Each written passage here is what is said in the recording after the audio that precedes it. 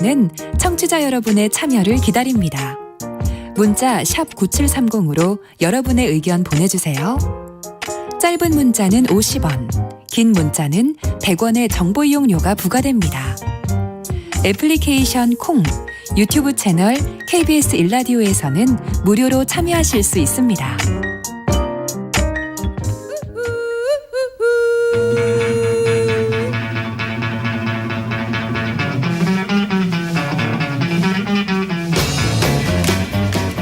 정치인의 눈으로 여의도 국회의 움직임을 통찰력 있게 꿰뚫어보는 시간입니다. 여의도 인사이트, 줄여서 여의도 인싸인데요. 민주당 신경민 전 의원 자리하셨습니다. 안녕하세요. 네, 안녕하십니까. 국민의힘 오신환 전 의원 나오셨습니다. 안녕하세요. 네, 안녕하세요. 네, 윤석열 전 검찰총장 국민의힘 입당 얘기부터 좀 해봤으면 좋겠어요. 많은 국민들이 관심을 가지셨고, 이 정격이라고 해야 됩니까? 깜짝이라고 해야 됩니까? 갑자기 정격이든 깜짝이든 하여튼 입당을 하긴 했습니다. 예, 갑작스럽게 했죠. 근데 그 입당 과정이 좀 매끄럽지 않았다. 이준석 당대표가 없는 사실 당사를 비운 사이에 입당식을 해버린 거잖아요. 맞습니다. 그렇기 때문에 오늘 이제 국민의힘 당 지도부하고 상견례하고 뭐 의원실 일일이 다 찾아다녔다 이런 얘기까지 나오는데 조금 어색하다. 이 대선 국면에서 좀 이런 분위기가 또 연출되는 거 아니냐. 이제 이런 우려 섞인 시선도 있는 게 사실인 것 같습니다. 네. 어떻게 보시는지요? 일단 뭐 이준석 대표가 굉장히 불편한 심경을 토로했고, 네. 또 김기현 원내대표도 굉장히 어색한 장면이다 이렇게 얘기를 했는데요. 네. 당대표 원내대표가 한 분은 뭐 여수 지방 일정이 있었고, 또 원내대표는 휴가 일정인데 그것을 난 몰랐다라고 하면서 전격적으로 입당하는 모습이 사실 좀 의외였고요. 예, 그게 윤석열 전 총장의 스타일을 보여주는 건지, 나는 내가 하고 싶은 대로 한다. 하지만 당내에서는 윤석열 전 총장을 환영하는 분들도 있지만 입당하는 거에 환영을 하죠. 네. 하지만 저런 행태나 예를 들어서 새몰이를 하거나 또 구태스러운 어떤 지난번에 한 40명의 국회의원들이 맞아요. 예, 빨리 당으로 입당하라고 성명서 낸 거나 또 한 70여 명의 원외위원장들 또 줄 세우기 한 거, 이런 것들은 제가 봐서는 썩 좋은 모습은 아니다. 예, 이렇게 생각을 하고 있거든요.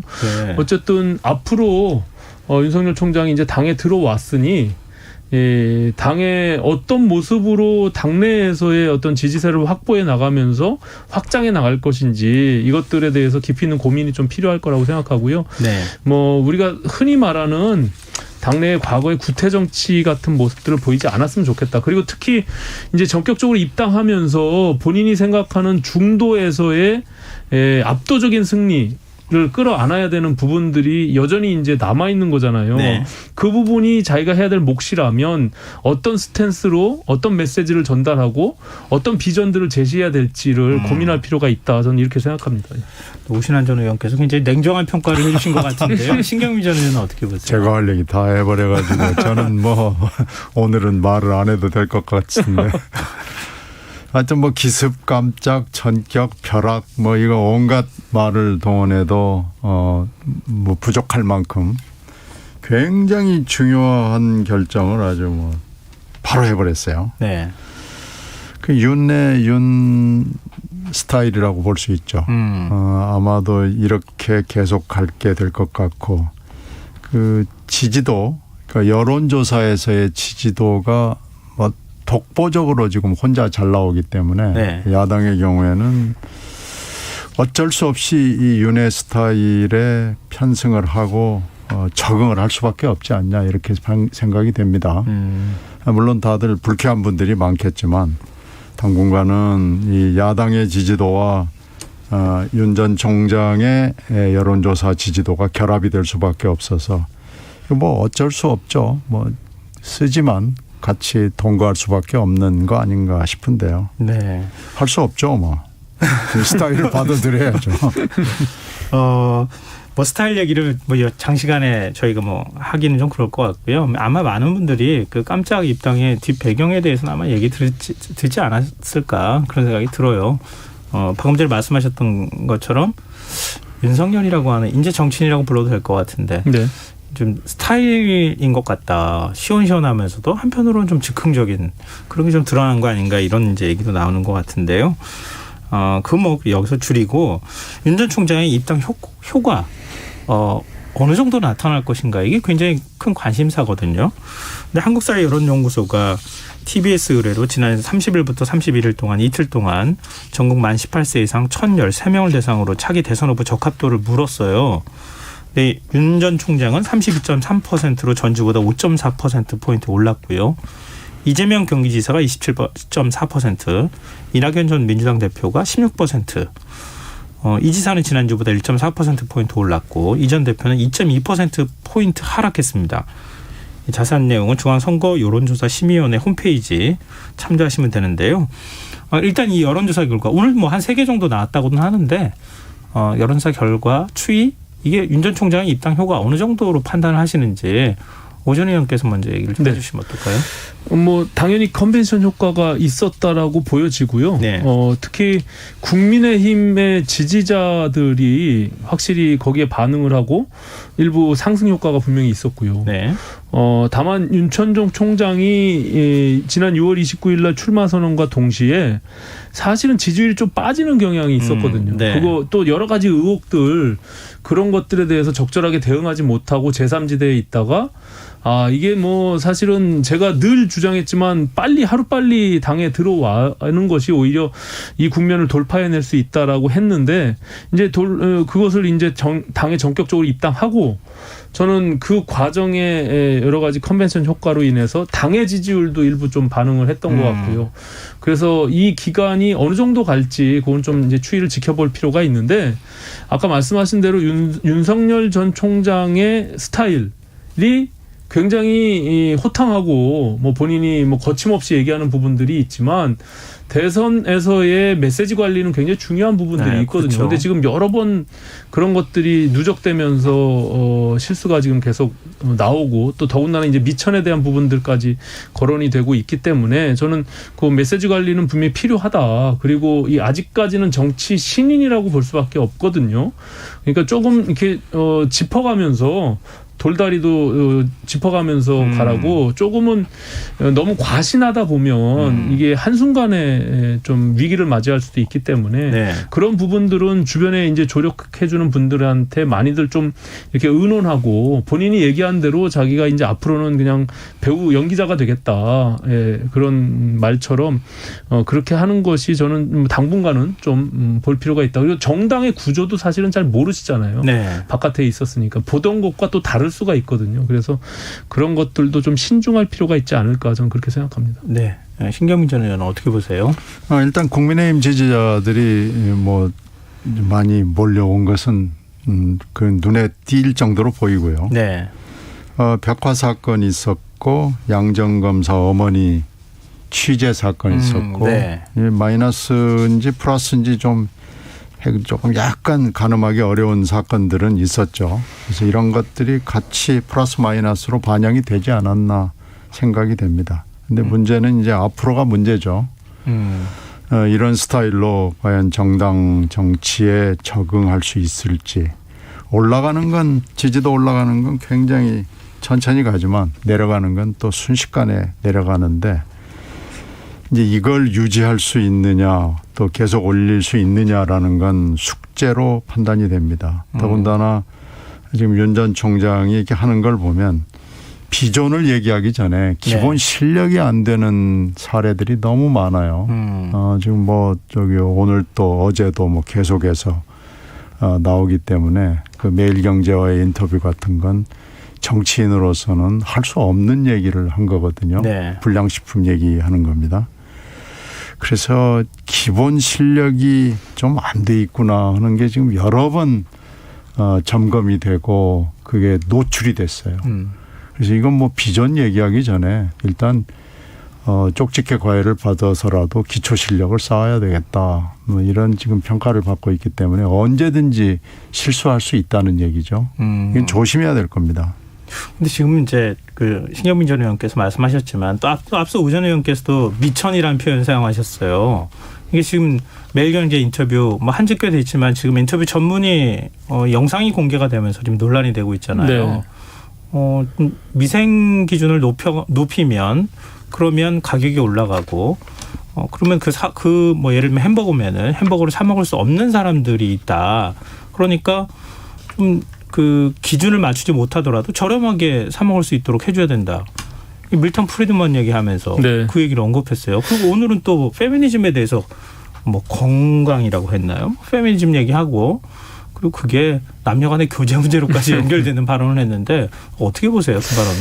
그러니까 저도 이제 그 풀타임으로 전체 맥락을 보면 말하고자 하는 요지는 분명히 있습니다. 그러니까는 이게 공권력 과잉하게 공권력을 사용하게 되면 그것은 문제가 있다라는 취지의 사례를 들은 과정에서 그 좀 적절치 않은 그 또 더군다나 인식도 제가 봐서는 조금 리스크한 부분들이 분명히 있거든요. 네. 오히려 이제 그렇게 정말 어렵고 국가가 그 책무를 다해야 되는 그런 분들에게는 오히려 제대로 된 음식을 먹게끔 해주는 것이 국가의 책무인 인식이 맞죠, 오히려.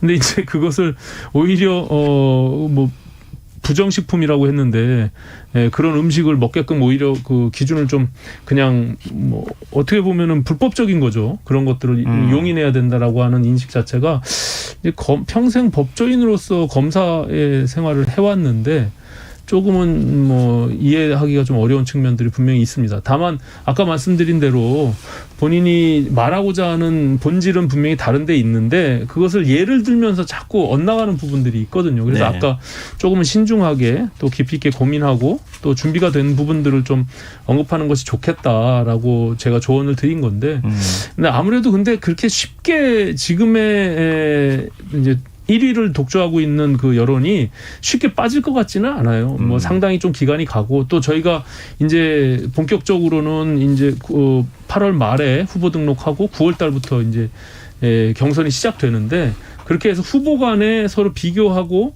뭔가 검증하는 과정들이 당내 검증 과정들이 더 치열하게 이제 돌입하는 순간 네. 또 그런 부분들이 좀 출렁거릴 수 있는 여지는 분명히 있지만 현재로 봐서는 뭐 그렇게 쉽게 빠질 것 같지는 않은 상당히 오랜 기간 동안 버텨왔잖아요. 네, 그렇죠. 그래서 네. 이제 그런 측면이 있다 이렇게 봅니다.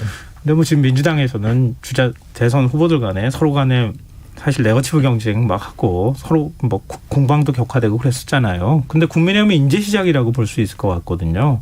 근데 지금 당대표 산하에 검증위원회를 설치한다고 하더라고요. 2007년 한나라당 대선 때 그때도 검증위원회를 설치해서 후보들 미리 검증했기 때문에 결국 우리가 대선에서 승리할 수 있었다. 이런 어떤 논법이 작동하고 있는 거 아니냐 이런 얘기까지 나오는데요.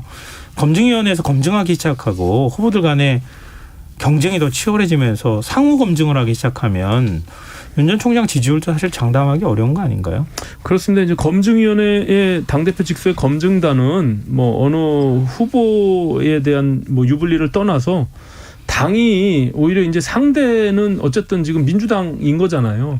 민주당의 공격도 사전에 우리가 준비를 해야 될 필요가 있고 그런 것들을 좀 사전 준비 작업의 일환으로 검증위원회를 구성하는 건데 이게 당내 경선이 치열하면 치열할수록 물론 상처는 남지만 저는 본선 경쟁력은 충분히 있다. 왜냐하면 이게 나중에는 다 오픈돼서 오히려 그렇죠. 거기서 또 네. 리스크가 큰 측면이 있거든요. 그래서 저는 민주당의 지금 경선을 봐도 뭐 내부에서의 어떤 나름의 상처는 남겠지만 그래도 그 치열함 속에서 새로운 반전들을 만들어내고 또 국민들의 어떤 기대감이나 이런 것들도 더 끌어올릴 수가 있는 측면이 있어서 이 국민의힘 그런 컨벤션 효과가 지금 분명히 있다고 보거든요. 네. 그래서 국민의힘도 9월 달에 경선에 돌입하게 되면 저는 뭐 정책이나 비전이나 이런 것도 개인의 어떤 도덕성 문제 뭐 주변 인물들은 좀 떠나서라도 개인의 문제나 자질의 역량 부분들은 분명히 필요하다. 저는 검증은 분명히 필요하다 이렇게 생각합니다. 민주당에서는 이제 한참 검증 과정을 밟고 있는 중이라고 또 해석할 수 있잖아요.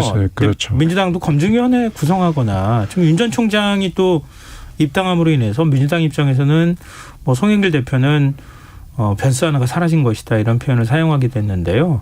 윤 전 총장 입당이 민주당에는 어떤 효과로 이어질 수 있을지 민주당 당내 검증과 관련해서는 또 어떤 의견이 있으신지 궁금하거든요. 당내 검증은 사실 없었습니다. 아, 당내 당 차원의 검증은 없었다. 후보 간의 검증은 하고 있지만. 당 차원의 검증은 없었고요. 오히려 지금 이준석 대표가 그 얘기를 하니까 우리도 한번 만들어 보는 게 어떠냐 하는 얘기를 지금 후보들 중에 하시는 분이 있거든요. 네. 그래서 그렇게 지금 네거티브가 상호 검증을 통해서 많이 나오기 때문에 뭐 검증이냐 네거티브냐 물론 논란은 있지만 네거티브 아닌 검증이 또 뭐가 있겠어요. 그렇게 따지면 거의 비슷한 건데 이거 우리도 한번 하는 것이 어떠냐라는 아이디어에 공감하는 분들이 좀 있는 거죠.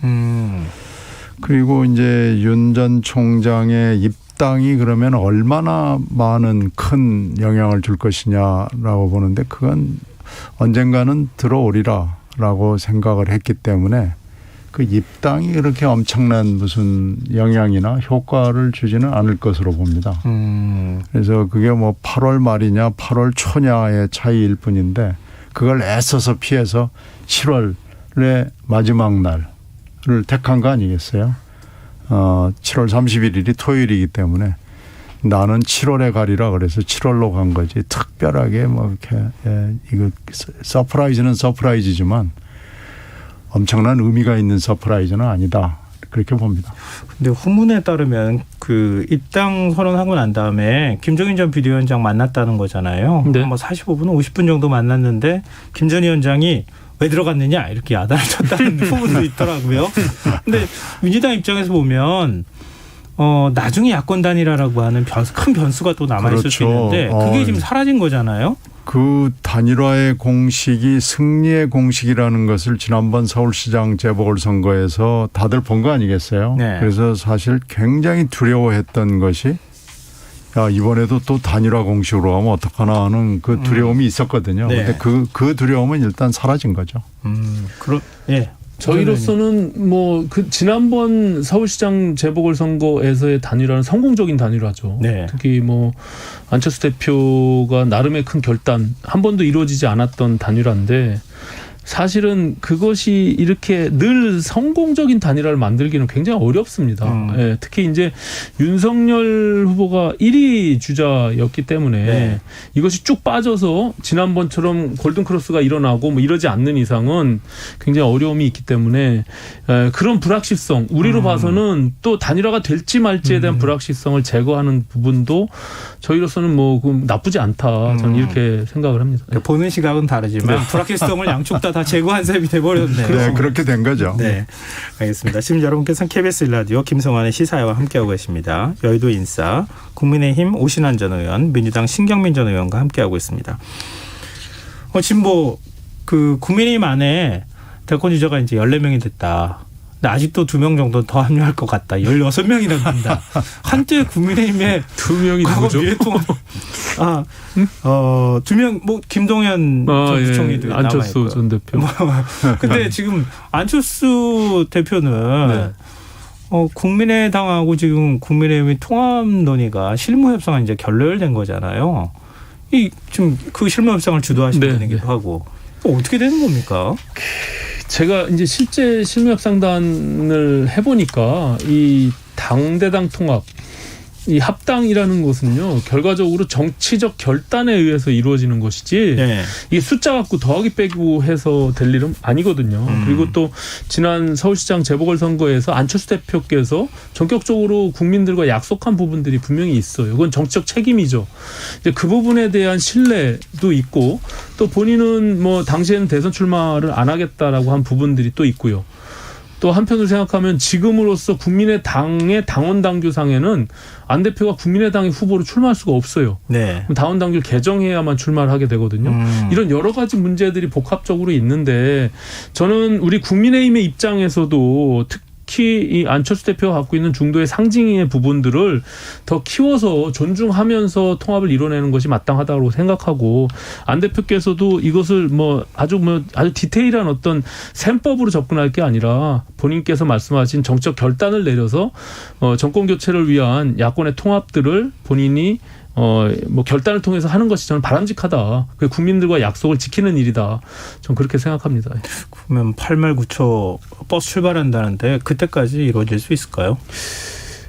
만약에 안 대표께서도 대선에 대한 출마를 생각하고 합당을 한다는 것은 우리 당에서 경선하겠다는 거 아닙니까? 네. 그러면 적어도 16일 날 저희가 경준위에서 최종 안을 최고위에 의결하려고 안을 올리기 때문에 네. 그 이전에는 저희가 당에 들어와야 저는 뭐 충분한 시간들을 가지고 또 경선에 돌입할 수 있다라고 보여지거든요. 네. 그렇기 때문에 시간은 많지 않지만 이미 그것이 뭐 시간을 끌어서 될 문제는 아니기 때문에 당내 구성원들과의 합의를 통해서 정치적 결단을 내리는 것이 좀 바람직하다 이렇게 생각합니다. 아직도 여지는 남아있다 네. 이런 말씀이시군요. 신 전 의원께서 혹시 이 부분에 대해서 하실 말씀 있으시면. 아유, 저희는 열심히 보고 있습니다. 네, 알겠습니다. 자, 그럼 다음 주제로 가보겠습니다. 지금 뭐 국회에서 한창 뜨거운 논란이 되고 있는 이슈 중에 하나인데요. 가짜뉴스, 허위 조작뉴스를 보도한 언론사에 대해서 최대 5배까지 징별적 손해배상을 물게 하는 언론중재법 개정안이 8월 임시국회 최대 쟁점으로 지금 떠올랐습니다. 민주당은 언론개혁을 위해 법안 처리에 속도를 내겠다 이런 입장이고 또 국민의힘은 정치적 속내가 있는 거 아니냐 뭐 이렇게 좀 보고 있는 상황인 것 같은데요. 이런 일련의 상황 어떻게 보고 계시는지 먼저 신경민 전 의원께서 먼저 말씀해 주실까요? 지금 요즘에 이제 언론 문제가 너무나 시끄럽고 이게 일반인의 관심을 끌만한 것들도 자꾸 생기고요. 이 언론 문제를 더 이상 이대로 둬서는 안 되겠다라는 것 때문에 시작을 한 거고 이게 어떻게 보면은 정치권의 여야를 막론하고 다 좀 이 절실한 문제 중에 하나죠. 근데 이것을 어떻게 추진하는 것이 맞느냐 하다가 항상 때를 놓쳐왔어요. 그러다가 보니까 이게 또 이번 정권의 거의 마지막 순간이 됐는데 180석까지 만들어줬는데 이거 하나 못하냐라는 아주 비등하는 지지자들의 질타가 있습니다. 네. 그래서 여당의 입장에서도 더 이상 미룰 수가 없고 그래서 이제 시작을 한 거죠. 그러니까 아니나 다를까 야당은 또 반대를 하고 있고 야당은 반대하는 여론과 또 언론의 지지에 힘을 입어가지고 반대를 하고 있고 그런데 이 숙제는 언젠가는 풀어야 되죠. 물론 전제 조건이 갖춰져 있느냐라는 비판이 가능하긴 하죠. 가령 사실인 명예훼손이 우리가 형법적으로 처벌을 받는 전 세계적으로 굉장히 드문 나라입니다. 네네. 그래서 이런 명예훼손 조항이 형법에 버젓이 살아 있는데 이걸 무슨 조치를 취하지 않고 바로 이렇게 가는 것이 맞느냐 하는 비판은 있을 수는 있습니다.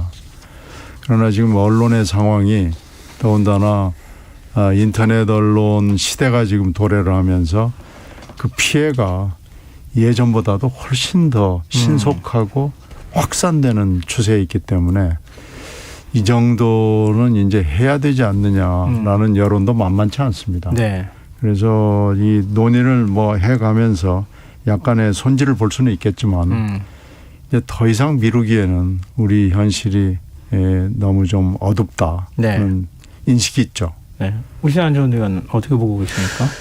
뭐 굉장히 이제 신중하게 신 의원님 말씀하셨는데 기본적으로 지금 뭐 여러 창궐하고 있는 가짜 뉴스에 대한 우려는 분명히 있다라고 네. 생각합니다. 그걸 부정하는 건 아닌데 저는 그거보다 더 우위에 있는 가치는 우리가 헌법 가치이고 결국에는 언론의 자유나 사상의 자유 이런 부분들을 자칫 잘못하면 오히려 억압하고 위축할 수 있는 여지가 분명히 있거든요. 네. 그래서 이것은 반헌법적 과잉입법 으로 비춰질 가능성이 있고요. 특히 모든 언론 단체나 특히 뭐 역사와 전통을 자랑하는 관훈 클럽에서조차도 이 부분에 대해서 반대 입장을 분명히 밝히고 있고요. 그래서 뭐 진보적인 언론 단체도 마찬가지입니다. 그래서 이거는 어찌 보면은 역사가 과거 거꾸로 가는 이런 측면이 있기 때문에 특히 지금 신 의원님이 지적한 형법상 명예훼손이라고 하는 독특한 우리나라의 제도가 있거든요. 네네. 이거는 다른 나라의 경우는 민사상의 어떤 서로 소송의 문제로 이것을 치유하는데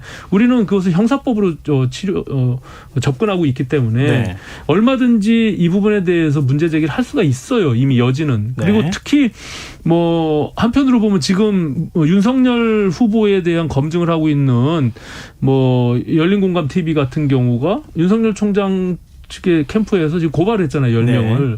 그게 다 명예훼손죄로 고발을 한 거거든요. 정보통신망법에 의한. 그래서 이제 충분히 그런 것들에 대해서 얼마든지 제재하고 또 균형을 가질 수 있도록 하는 작동의 그 방식이 있음에도 불구하고 지금 언론중재법 통해 가지고 오히려 과도하게 언론을 위축하고 진실을 보도하고 탐사해야 되는 이런 어떤 기자들을 억누를 수 있는 측면들이 분명히 있기 때문에 굉장히 좀 신중할 필요가 있고요. 이거는 제가 이렇게 특히 지금 180석 됐다고 해서 네.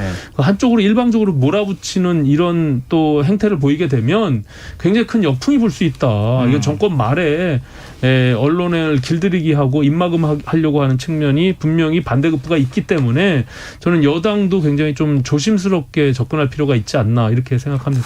근데 지금 이제 대선 국면에 사실상 접어들었다고 해도 과언이 아닌데 서로 이제 해석하는 게 갈리고 있는 거 아닙니까? 이게 충돌할 수 있는 국회 차원의 굉장히 큰 이슈가 될 가능성이 있지 않을까요? 이번 가을의 최대 이슈 중에 하나고요. 가을도 가기 전에 지금 여름인데도 시끄럽습니다. 이 문제는 지금 현재도 시끄럽고 하여튼 올해 내내 시끄러울 문제 중에 하나고요. 하여튼 이상하게 이 언론의 문제를 그러니까 꼭 정권의 그 거의 마지막 단계에서 지금 문제가 되는 경우가 지금 여러 번 있는 거예요. 그러나 이게 지금 이렇게 하면 항상 언론들이 반대를 하고 저도 언론에서 평생을 지내온 사람이긴 한데 미루다가 여기까지 왔어요. 근데 이제 더 이상 놔둬서는 이 문제를 그냥 방치해서는 안 되는 수준에 왔다라고 지금 보는 거죠. 네. 지금 서로 간에 정치적으로 해석하는 방식도 좀 다르고 지금 뭐 신중하게 처리를 해야 된다고 말씀을 하시지만 또 야당 입장에서 쉽게 받아들이기도 쉽지 않은 상황인 것 같기도 하고 그래서 좀 뭔가 공감대를 이뤄갈 수 있는 방법은 없을까 아마 많은 국민들이 그렇게 생각하실 것 같은데 어떤 접점을 찾아나가는지 좀 앞으로 지켜보면 어떨까 그런 생각이 듭니다. 오늘 여의도 인싸 여기서 마무리해야겠습니다. 지금까지 민주당 신경민 전 의원, 국민의힘 오신환 전 의원이었습니다. 두 분 말씀 고맙습니다. 네, 고맙습니다. KBS 라디오 김성환의 시사 1부 순서는 여기서 마무리하겠습니다. 전 11시 정각 2부에 다시 오겠습니다.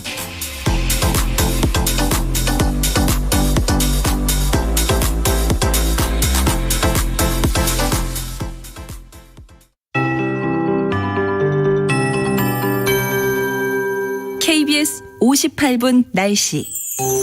내일은 중부지방과 전라권, 제주도를 중심으로 비가 내리다가 오후에는 대부분 그치겠습니다. 비는 내일 새벽부터 아침 사이 일부 지역에서 소강 상태를 보이겠습니다. 특히 내일 낮 동안 경기 남부와 충남 북부에는 시간당 50mm 이상의 매우 강한 비와 함께 100mm 이상의 많은 비도 예상됩니다. 내일 예상 강수량은 경기 남부와 충남 북부가 30에서 80mm, 수도권과 강원 내륙 산지, 충청권과 전라권, 경상권과 제주도가 10에서 60mm, 강원 동해안과 경남 남해안이 5에서 40mm입니다. 내일 낮 동안